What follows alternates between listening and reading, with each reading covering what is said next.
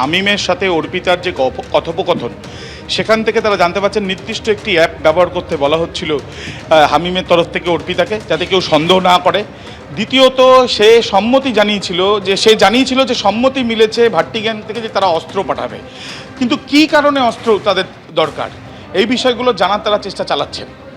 তৃতীয়ত রাজ্য এবং কেন্দ্রের বেশ কয়েকজন কিন্তু টার্গেটে ছিল, এমনটাই তদন্তকারীদের অনুমান। এবং কথোপকথন থেকে তারা যেটা তথ্য জানতে পাচ্ছেন যে বেশ কয়েকজনের সঙ্গে যোগাযোগ ছিল এই হামিমের, যারা সরাসরি পাকিস্তানে বসে রয়েছে। আইএসআই এর তারা যোগ তাদের থাকতে পারে বা রয়েছে এমনটা, তার কারণ যে নাম্বারগুলো তারা ব্যবহার করছে সেই নাম্বারগুলো পাকিস্তানের রেজিস্টার্ড নাম্বার +92, যেটা পাকিস্তানের কোড, এই ধরনের কোড ব্যবহার হচ্ছে। এছাড়াও উত্তর ক্যালিফোর্নিয়া ব্যবহার হয়েছে নাম্বার, সেখান থেকে যোগাযোগ, মেক্সিকো থেকে নাম্বার যোগাযোগ হয়েছে। আমরা যেটা জানতে পাচ্ছি যে এই যে পুরো তদন্ত যেটা হচ্ছে তার প্রাথমিকভাবে অর্পিতা সরকার যাকে গ্রেপ্তার করা হয়েছে সে হানি ট্র্যাপের একটা বিষয় সে ছিল যুক্ত, এমনটা অনুমান করা হচ্ছে। তার কারণ তাদের পরিকল্পনা ছিল এটাই যে কাউকে, যে ভিকটিম, তাকে প্রথমে ভরসা জোগানো এবং তারপরে ভরসা জুগিয়ে তাকে অপহরণ করে খুন পর্যন্ত করে দিতে পারে, এরকমও তাদের পরিকল্পনা ছিল। নির্দিষ্ট করে কি কি তাদের পরিকল্পনা সেগুলো জানার জন্য তদন্তকারী আধিকারিকরা তারা জিজ্ঞাসাবাদের প্রক্রিয়া চালাচ্ছেন। একদমই আবির, তুমি আমাদের সঙ্গে থাকো।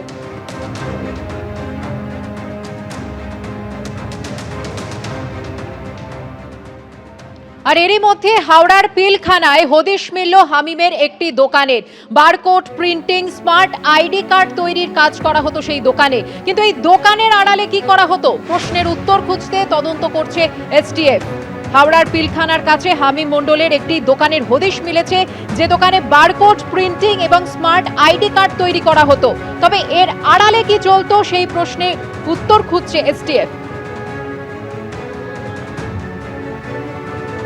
হামিম মণ্ডলকে গ্রেপ্তার করা হয়েছে বেঙ্গল এসটিএফের তরফ থেকে। ইতিমধ্যে তাকে জিজ্ঞাসাবাদ করে ভাট্টি গ্যাংয়ের সঙ্গে তার যে যোগ সেই বিষয় নিয়েও কিন্তু জানতে পেরেছেন তদন্তকারীরা।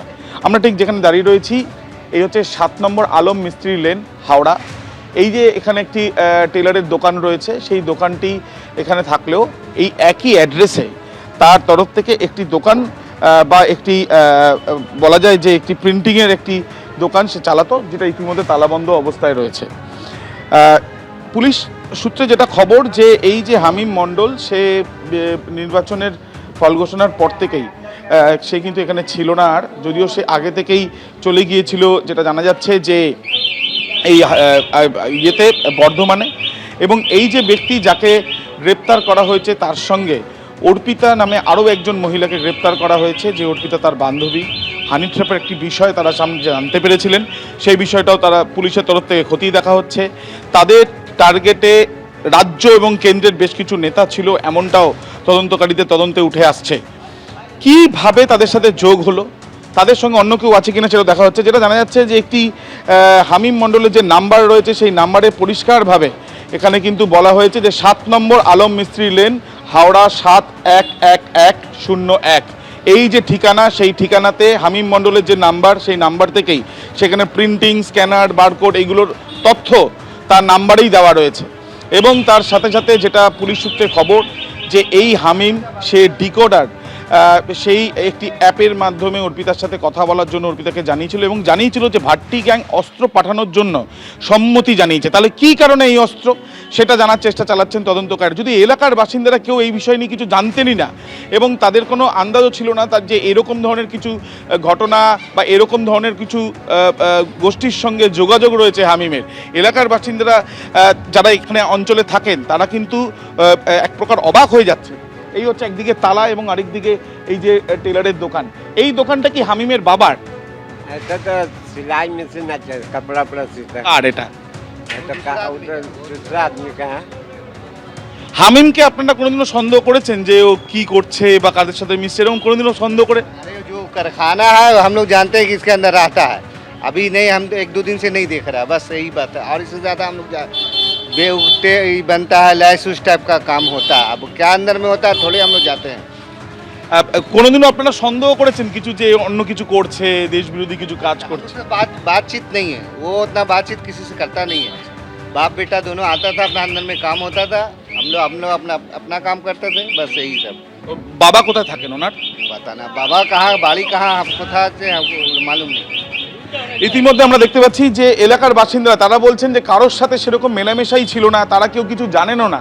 এই যে তালা বন্ধ অবস্থাতে দুটো সিসি ক্যামেরা দেখা যাচ্ছে এবং যে তথ্য তদন্তকারীরা জানতে পাচ্ছেন যে এইখানেই অর্থাৎ এই যে দোকান, সেই দোকানই কিন্তু চালাতো এই হামিম, যে হামিম এখানে স্পষ্টত স্মার্ট আইডি কার্ড থেকে আরম্ভ করে সিকিউরিটি সলিউশন এবং তার সাথে সাথে বিভিন্ন রকম টেকনিক্যাল যে কাজগুলো সেগুলো এখানে করতো। এবং তার সাথে সাথে যেটা জানা যাচ্ছে যে সিম্পলি বারকোড নামে এই যে সংস্থা, সেটা আলাদা করে কোনো বোর্ড নেই। এবং এই 7 নম্বর যেটা আমরা দেখতে পাচ্ছি আলম মিস্ত্রি লেন, সেই 7 নম্বর আলম মিস্ত্রি লেনেই কিন্তু তার তরফ থেকে এখানে এই দোকান ছিল। পরবর্তীকালে সে চলে যায় বর্ধমানে এবং সেখান থেকে জিম থেকে তাকে গ্রেপ্তার করা হয়। কতদিন ধরে এই যোগাযোগ, সেই বিষয় নিয়ে তথ্য সন্ধান করছেন তদন্তকারীরা। ক্যামেরায় অভিজিৎ দত্তর সাথে আবির দত্ত, এবিপি আনন্দ। আরেকবার সরাসরি চলে যাব আমাদের প্রতিনিধি আবির দত্তের কাছে। আবির, তোমার প্রতিবেদন আমরা দেখলাম হামিম মণ্ডলের হাওড়ার পিলখানায় এই যে দোকান, এই দোকানকে অত্যন্ত গুরুত্বপূর্ণ হয়ে উঠতে পারে এসটিএফ এর কাছে তদন্তের ক্ষেত্রে। তার কারণ এই দোকানে কারা আসতো এবং জঙ্গি কার্যকলাপের সঙ্গে তার কোনো যোগ আছে কিনা তা অত্যন্ত তাৎপর্যপূর্ণ।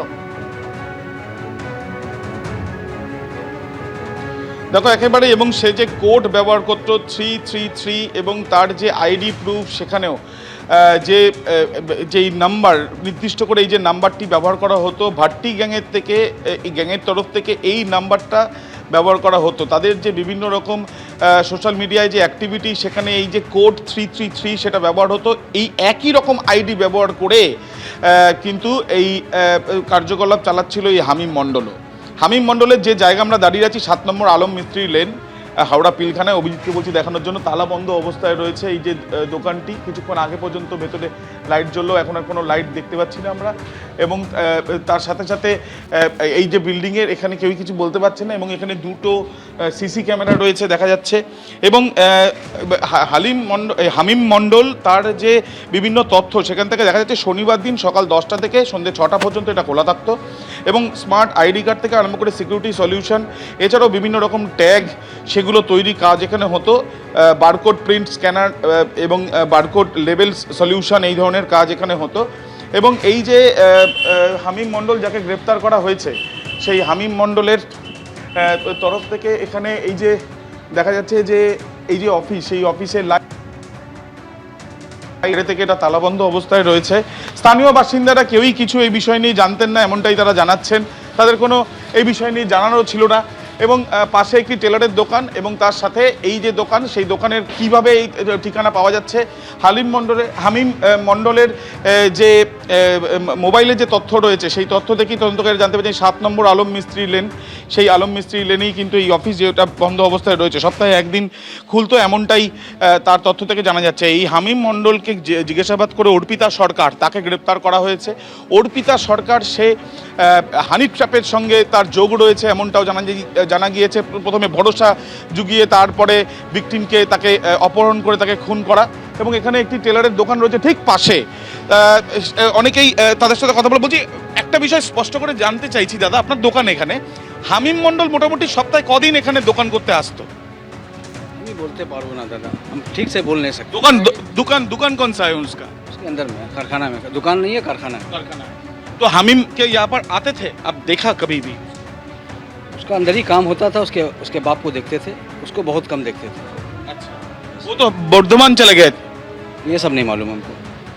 कोई ऐसा कुछ संदेहभाजन कोई आता था उसके साथ मुलाकात करने के लिए, ऐसा कुछ देखा कि वो मुलाकात करते थे आप लोगों के साथ? नहीं, बस कुछ नहीं, सिर्फ उसके बाप से सलाम दुआ था और किसी से कुछ नहीं था।